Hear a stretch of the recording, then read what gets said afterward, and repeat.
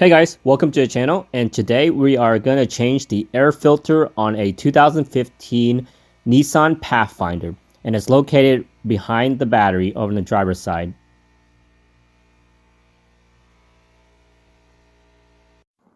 The vehicle's owner got this Fram 4309 air filter for the Nissan Pathfinder.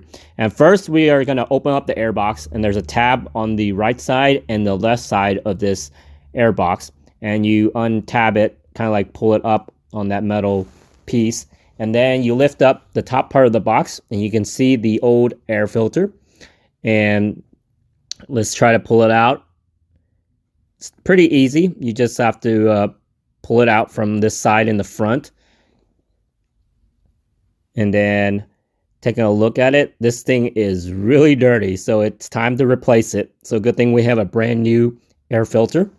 And let's open it up and put it back in there.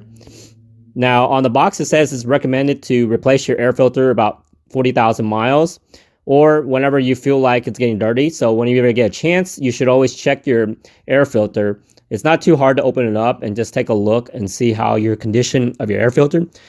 Because if you're like driving in dusty area, I mean, look at that, it's very clean on this one, and the other one was really dirty.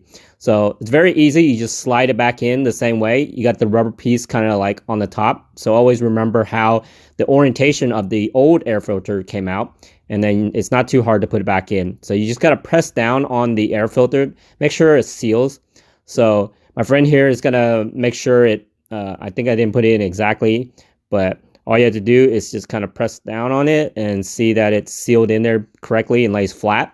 And then you just put the box back on the top and then clip that back on like you did when you opened it. And you should be done with changing your air filter. So it doesn't take very long to change your own air filter. Thanks for watching.